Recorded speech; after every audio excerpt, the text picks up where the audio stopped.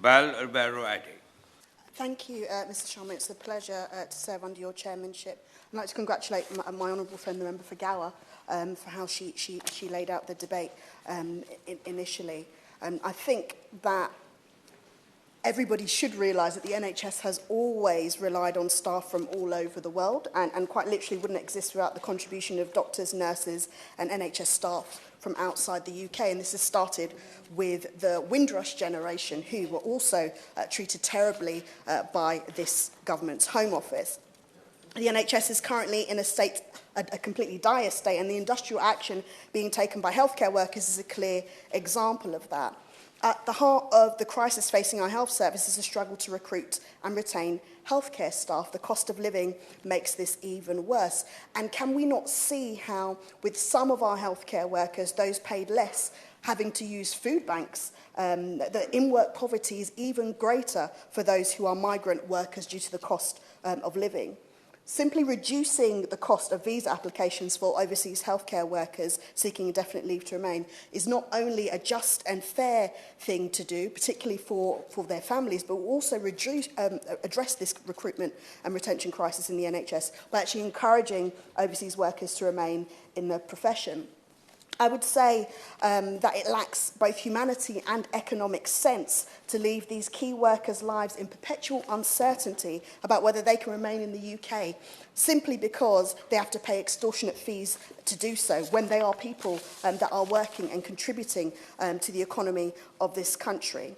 Now, the government have argued repeatedly, and my honourable friend opposite made comments about that as well, that it's about making an equal and level immigration system, and that's why they're not giving any special treatment to NHS workers.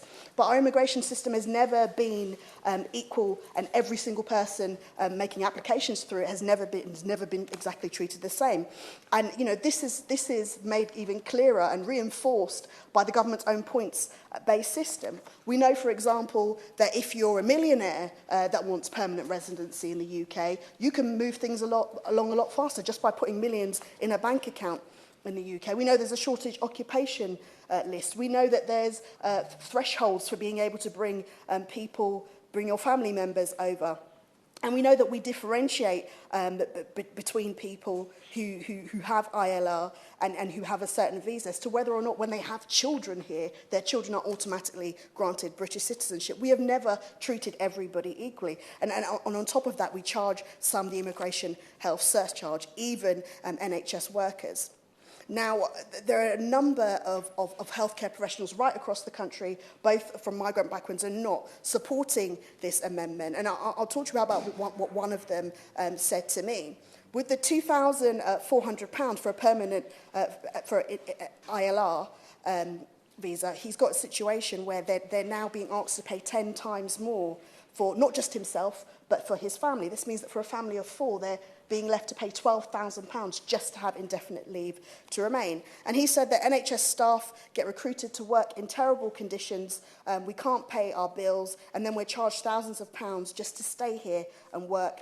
Given the terrible NHS staff shortages, this policy reaches a next level of stupidity. And I would have to agree with this doctor, because we can't afford to lose doctors like this, especially when we know that other countries are taking steps to attract them. And we've heard already how some people are leaving us. With the shortages of NHS staff in this country, we simply cannot afford that. And we're only going to tackle chronic shortages by treating staff in a decent way, all staff. Now, the government has explained again that it maintains its hostile environment. I know it calls it something else. To make the country less attractive to people that would want to enter this country illegally. Obviously, I take issue with the people that they term illegal, but by their own definition of what a legal person in this country is, they're making it hostile for those people as well. How does that make any sense? These people are asked to come here to help support our services. And we're not talking about people that are visitors. We're not talking about people that want to take from our country. We're talking about people that are saving people's lives, people that are working in our NHS study, people that saw us right through the pandemic. And those people have left their own countries to come and serve ours, and they're doing a fantastic job. Yes, I will give way. I thank my honourable friend for giving way. He was making such an excellent speech and contribution. Would she agree with me that the government is behaving in a rather ironic way, really, by encouraging people with skilled professions and backgrounds to come into our country to work, but then making it very difficult for them to settle? Ribeiro-Addy. I thank my honourable friend for her contribution. She's absolutely right.